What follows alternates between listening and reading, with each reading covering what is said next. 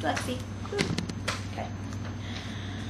Her head was echoing with an ache that had been there for days, one that beat in time with her peers' footsteps. She sat on the steps next to the stage, fingers resting on her temples, her face black. In the auditorium, someone called her name, but she didn't look up, too absorbed in her thoughts.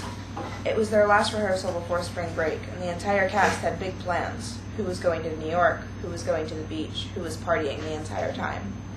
But the girl on the steps had no plans, unless you counted going back to her dorm room and running her lines while her roommate and her only friend abandoned her for a jaunt in Mexico to drink tequila and enjoy the spring break. Olivia! The voice jolted her from her thoughts this time. She looked up, startled, some of her dark hair falling out of place as she did. Her director, Nolan, towered over her, looking concerned. She blushed. He was one of the youngest professors at the university, and certainly one of the most attractive, at least in her opinion. He was tall, much taller than Olivia, with sandy blonde hair and expressive, nearly black eyes. His jawbone was so strongly defined that he could have been a model rather than a teacher, not to mention his lean swimmer's physique. Olivia blushed, avoiding his eyes and trying to collect her thoughts. Sorry, Mr. Richards, she stuttered. Sorry, got distracted. There it goes, she thought, the blush dropping out of her cheeks, filled in by a pale gray. She bit her lip, tried to smile, and nodded her head toward the door before standing up quickly and darting for the exit. Outside, a cool wind whipped through the campus.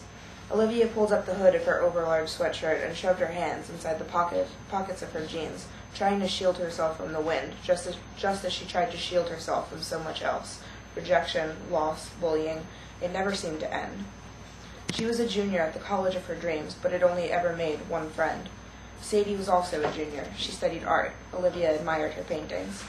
Sadie had been her roommate last year and had taken the time to listen to her when she stuttered, and made her talk when she didn't want to. She followed Sadie around like a puppy, much to the annoyance of Sadie's other friends, who thought she was retarded. But now Sadie was leaving her. Olivia unlocked the door to their room and glanced around. Sadie's stuff was already packed in a worn green suitcase, waiting on her bed, but she was nowhere in sight. Her side of the room was a mess. Olivia's side was in perfect order. She shuffled her feet over to her bed and dropped unwillingly onto it, face first into her pillow. She wasn't there for more than a minute when Sadie slammed open the door. Her short pink hair was pushed back with a headband, and her blue eyes were nearly manic with excitement. "Liv!" she screeched, catapulting herself onto Olivia's bed, narrowly missing her stomach. She didn't respond. "I'm so glad you're here. I was afraid I was going to have to leave without saying goodbye. Oh my gosh, I'm going to miss you so much. I can't believe you're staying here for 2 weeks by yourself." She spoke very fast without taking a single breath. "I won't even be able to text you because it's in another country, so it's like an extra $1 or something. But if anything happens, you can call me, okay? I promise you'll just have to pay for it."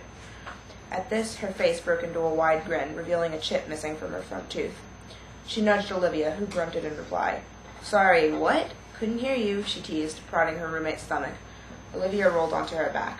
She wasn't smiling. What will I do without you?" "It's 2 weeks, Liv," Sadie murmured, patting her friend's hair. "You survived summer, okay?" Different, she mumbled, shaking her head and closing her eyes. Over the summer, they texted constantly and instant messaged every night. This was different. They'd have no contact. "I know," Sadie sighed. She scrambled off of Olivia's bed, brushing her paint-splattered black jeans off, avoiding her friend's eyes. "I'll be back in 2 weeks, okay?" Olivia sat up in her bed, nodding, her eyes filled with tears. Sadie grabbed the handle of her suitcase and blew her a kiss, a sad smile dancing across her face. She left the door open when she exited, and for Olivia it seemed to make the room shrink with emptiness. Her roommate's unmade bed screamed at her, taunting her with its vacancy. The walls shifted and changed, shrinking to the size of a jail cell, then widening like an auditorium. The scream rose to a pitiful wail. It called her, screaming her name, and it was Sadie's voice that screamed. Olivia woke with a start, shivering in the spring heat, her eyes flying around her empty dorm room. She'd been having the same dream over and over again since the last time she'd heard Sadie's voice, the day Sadie died in Mexico, drinking tequila and enjoying her spring break. She'd left Olivia alone.